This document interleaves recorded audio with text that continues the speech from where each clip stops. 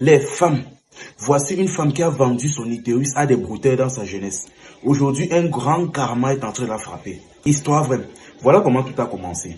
Dans sa jeunesse, la jeune fille en question était une prostituée. Mais le problème est que pas n'importe quelle prostituée. Le genre de prostituée que lorsqu'elle couchait avec un homme, elle collectait son sperme et elle partait vendre à des brouteurs. Elle était dans une petite organisation là. Bon, mais le problème maintenant est que pour participer à cette organisation-là, il fallait vendre son utérus. Et quand je dis vendre l'utérus, je ne parle pas d'opération. Je dis vendre ça spirituellement. C'est-à-dire, c'est comme sacrifier. Donc, c'était des conditions pour bosser avec ces gens-là. Elle avait donc accepté. Auparavant, elle avait vendu ça. Et elle travaillait pour eux. À chaque fois qu'elle couchait avec un homme, cet homme utilisait un préservatif. Et elle prenait ce préservatif avec la semence de l'homme. Et elle partait vendre ça à ces brouteurs-là. Elle a vécu comme ça pendant un bon nombre d'années. Jusqu'à un jour où un monsieur l'a repéré. Un monsieur très beau et riche. Il est venu voir la femme. Il a dit vraiment, ça fait un moment que je te regarde et je t'aime bien. Je sais déjà que tu sors de ce couloir. Et c'était un couloir où traitaient les prostituées. Je sais déjà à peu près tout ce que tu fais, mais ce n'est pas mon problème là-bas. Si tu es d'accord d'arrêter, c'est de venir rester avec moi parce que moi, je t'aime bien. Bon, la fille donc, elle avait déjà commencé à en avoir marre de cette vie-là. Elle a donc accepté. Et elle est donc partie rester avec le monsieur. Le monsieur a donc commencé à sortir avec la fille. Après un certain temps, un jour, il est venu lui dire que bon, là, il est venu proposer à la fille que là, vraiment, je t'aime de plus en plus et je vais t'épouser. Là, j'ai envie de présenter à mes parents, ceci, cela. Et il a encore tenu à préciser qu'il s'en fout de l'ancienne vie qu'elle avait. Que ce n'est pas son problème là-bas. Qu'il veut la légaliser. La fille était contente. Elle a donc validé et le monsieur l'a épousé et tout s'est passé bien. Donc, elle a rencontré les parents du monsieur, le monsieur a rencontré les parents de la fille, tout s'est très bien passé. Ils s'étaient mariés et, vu que l'homme était polygame, il a placé la femme dans une villa à part. Il lui a construit une maison à part où il l'a laissé. Et chaque jour, il venait la voir. Bon, après, dans un certain temps, le monsieur est resté avec la fille un bon moment. Et il se rend compte que la fille n'enfante pas.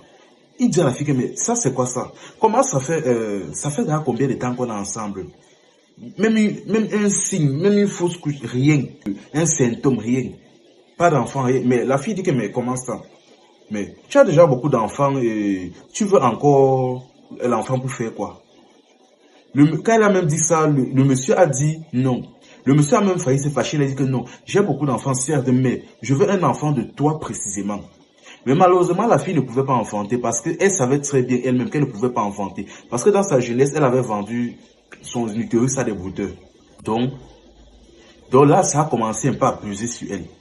Elle a donc essayé de baratiner le monsieur autant qu'elle pouvait. Elle disait non, attends un peu, patati patata. Elle embrouillait. Après un certain temps, elle a tourné ainsi. Elle a continué à jongler le monsieur. Après un certain temps, le monsieur en a eu marre. Il a coupé les vivres de la femme. Il pensait peut-être que non, la femme peut-être utilisait des contraceptifs ou quelque chose comme ça pour bloquer la grossesse. Ce qui l'a énervé. Là maintenant, il a coupé les vivres à la femme. La femme est restée comme ça un moment. Le monsieur ne rationnait plus chez elle. Là, ça a commencé sérieusement à peser sur sa tête. Finalement, elle a vu qu'elle ne pouvait plus baratiner le monsieur. Elle a donc décidé d'aller chez un marabout. Une fois donc chez le marabout, elle a expliqué son problème. Le marabout a compris la situation. Il a dit que bon, j'ai une solution pour que tu aies au moins un enfant là. Mais il va falloir remplir certaines conditions. La femme a seulement dit que je suis prêt à tout, papa. Elle a dit que bon, que tu vas partir dans un carrefour. Il a dit que bon, je vais t'asperger avec tel produit. Tu vas partir dans un carrefour. Tu vas te déshabiller toute nue. Tu vas commencer à faire comme si tu étais folle. Et tu vas toucher le bas-ventre d'une jeune fille. Tu vas faire ça 3 jours, c'est-à-dire 3 fois. La jeune fille a dit que, ok, il n'y a pas de problème. Là, vraiment, elle était acculée, elle n'avait plus le choix, elle était prête à tout accepter. Elle a donc accepté de remplir cette condition-là. Le marabout lui a expliqué que le fait de toucher le bas-ventre d'une jeune fille, c'était pour à peu près prendre sa fertilité, prendre son énergie pour restaurer la sienne. Vu qu'elle avait vendu la sienne et qu'elle ne pouvait plus rien faire, c'est-à-dire son intérêt était là, mais ça ne fonctionnait plus, elle ne pouvait rien faire. Donc le but donc de la condition était de prendre de l'énergie des petites filles en plein carrefour comme ça pour restaurer la sienne. Bon, le premier jour donc, elle est sortie en plein carrefour, elle a joué au folle et d'une certaine manière, elle s'est mise à poursuivre les petites filles en plein carrefour. D'une certaine manière, elle a réussi à mettre sa main sur le bas-ventre d'une jeune fille. Le premier jour a été La condition était remplie. Elle est donc rentrée chez elle. Le deuxième jour, elle a fait comme le premier jour. Elle a garé sa voiture à un niveau. Elle est sortie. Et elle est arrivée à une certaine distance. Elle a commencé à se déshabiller. Elle a fait la même chose. Et elle a réussi à toucher le bas-ventre d'une jeune fille. Ça a encore réussi.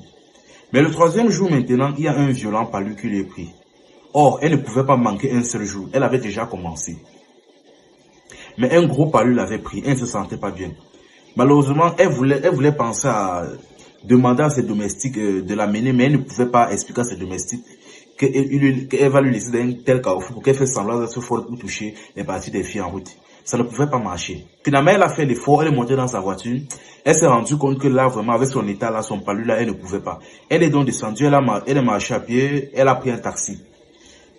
Elle a demandé au taximan de lui laisser vers le marché en question, où elle avait l'habitude de faire ses rituels. Mais le problème est qu'à une certaine distance, le taximan a constaté que la femme était couchée là et se sentait mal. Elle était presque... en fait, elle s'est même évanouie dans le taxi.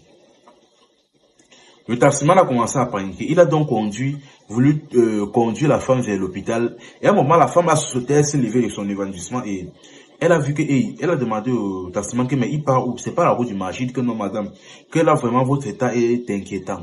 Donc là, vraiment, je prends l'initiative de vous amener à l'hôpital parce que là, je ne veux pas que quelqu'un décède dans mon taxi. La femme a insisté, dit que non, que je sais que vous voulez m'aider, mais amenez-moi au marché parce que si vous m'amenez à l'hôpital, c'est que vous m'avez seulement tué. Elle a commencé à crier, se plaindre, au point de crier au secours. Au point où elle a commencé à crier au secours, la population a arrêté le taxi. La population s'est entassée autour du taxi, pensant qu'il devait avoir, c'était un enlèvement. Là, maintenant, le taximan est sorti doucement, il a expliqué il voulait expliquer la situation. La femme a crié que non, au secours, il essaie de me kidnapper, patati, patata. Le taximan a quand même expliqué la situation à la population, dit que non, qui porte cette femme et tout à coup, elle a commencé à chauffer, elle s'est même évanouie. Il veut l'amener à l'hôpital, mais elle se plaint. Bon, dans la population, quelques hommes entrent dans le véhicule, ils se rendent compte que le taximan dit vrai, la femme est dans un état inquiétant. Elle a dont sa température est extrêmement élevée. Elle dit que, mais madame, laissez au moins alors, on vous amène au moins nous à l'hôpital. Parce que là, vraiment, votre état là est très inquiétant. La femme a insisté, dit que non. Si vous m'amenez à l'hôpital, vous m'avez tué. Amenez-moi au marché. Amenez-moi au marché. Elle a insisté. Parce que vraiment, elle avait déjà commencé le rituel. Si on faisait l'erreur de l'amener ailleurs, si elle ne faisait pas ce rituel-là, quelque chose d'horrible allait l'arriver. Elle a insisté. Finalement, elle est sortie du taxi, elle a commencé à fuir. Elle a commencé à fuir. Mais à un moment donné, d'après son témoignage, dans sa folie, elle a commencé à voir le marabout partout. Où elle partait? Partout. Elle courait, ne faisait que voir le marabout. Finalement, on ne sait pas comment, elle a fini par se retrouver dans une église. Et elle a commencé à rester là-bas. On ne sait pas si c'était une folie mineure ou une prise de conscience violente, mais elle a commencé à travailler dans cette église. Chaque jour, on part la voir travailler dans l'église. Tout le temps, on part la voir travailler dans l'église. Elle balayait le sol là-bas. Elle dormait même que là-bas. Et elle racontait à tous ceux qui veulent l'entendre, tout ce qu'elle a fait, toutes les mauvaises choses qu'elle a fait. Comment elle s'est prostituée, vendu son utérus au brouteur, toutes les mauvaises choses qu'elle a eu à faire. Elle racontait à qui voulait l'entendre. D'une certaine manière pour conscientiser les autres. Mais là, on ne sait toujours pas si c'était une folie mineure ou c'était une prise de conscience violente. Enfin bref, les femmes. Comme on dit toujours, chaque action que vous menez, même dans votre jeunesse, finit toujours par vous rattraper, en bien comme en mal. Même si cela doit faire 50 ans, ça finit toujours par vous rattraper. Voilà donc une femme, elle avait finalement réussi à trouver un homme, mais malheureusement, toutes ces erreurs de jeunesse, toutes les conneries qu'elle a eu à faire, ont fini par la rattraper. Ah là là, les femmes. Enfin bref, c'était info et amusement. Pour toute personne souhaitant une publicité, un placement de produit ou une collaboration, écrivez-moi par le numéro qui se situe juste ici en haut.